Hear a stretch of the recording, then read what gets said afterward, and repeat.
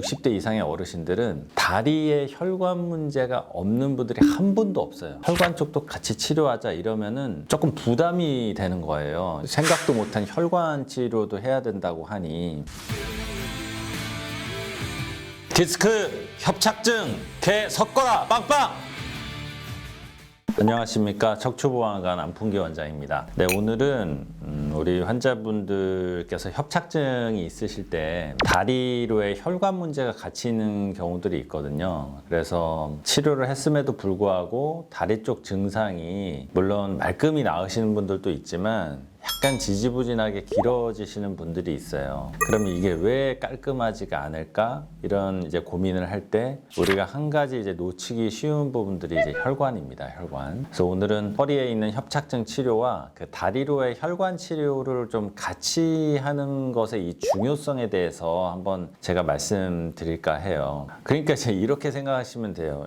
협착증이라는 병이 뭐냐면 결국은 허리에서 신경이 눌리는 거잖아요. 그것 때문에 다리로 내려가는 통증이나 저림감이 생기는 건데, 통증과 저림감만 생기는 걸로 끝나는 게 아니고 다리의 근육을 움직여주는 신호가 약해지니까 결국 근력이 빠지는 거예요. 그럼 근력이 빠지면 어떻게 되겠어요? 근육 속에 있는 그런 여러 가지 혈관들이 늘어지게 돼요. 왜냐면은 내려간 동맥피가 내려가서 정맥피를 통해서 이제 올라와야 되는데, 이 내려간 피가 올라오는 것은 정맥 밸브가 있어요. 그래서 근육이 이걸 짜줌으로 인해서 피가 쭉쭉 이제 올라오는 이런 기전인데, 한 번씩 올라올 때마다 그 밸브가 딱딱 닫아주면서 피가 이제 제대로 이제 오는 거죠. 그런데 이 근육이 약해지면은 특히 종아리 쪽 근육이 약해지면서 짜주는 힘이 떨어지다 보니까 올라오는 순환들이 이 중심이 되는 정맥 혈관이 늘어지게 돼요.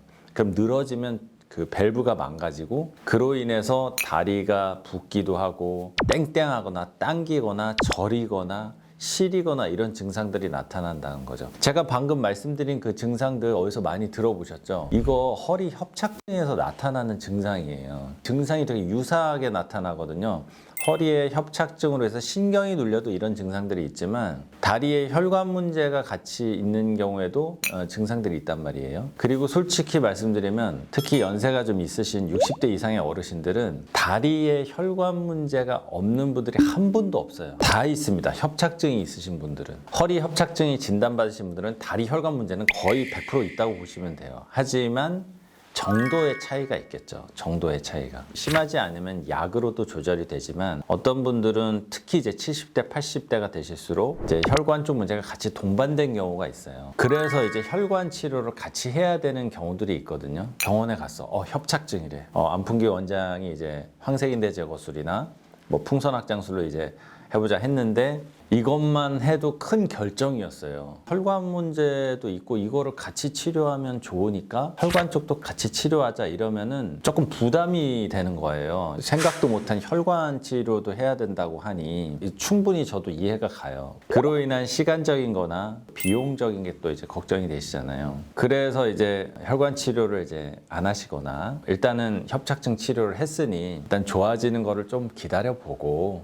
나중에 또 좀 문제가 되면 그때 가서 하더라도 일단은 허리 협착증 치료만 하겠다, 이렇게 하시는 경우도 있어요. 당연히 그것도 충분히 이해가 가고 이제 맞는 말씀이긴 한데, 가끔 보면은 이제 우리 어르신들이 다리로의 증상이 처음보다는 많이 좋아졌지만 계속 지지부진하게 잔여 증상들이 오래 가는 경우가 있거든요. 이런 경우는 협착증을 치료하면서 혈관 치료도 같이 좀 해주는 게 훨씬 더 효과가 좋아요. 사실 처음에는 이게 세팅이 안 됐다가 몇 년 전부터 우리 혈관을 보시는 이제 전문 원장님, 특히 다리 관절도 같이 보는 정형외과 전문의이면서 혈관 치료를 하시는 원장님을 초빙해서 제가 같이 치료를 하고 있는 거거든요. 우리 박 원장님께서 이제 혈관 치료를 하면서 검사를 해가지고 무조건 다 하는 게 아니고, 의뢰로 봤더니 혈관 문제가 없어.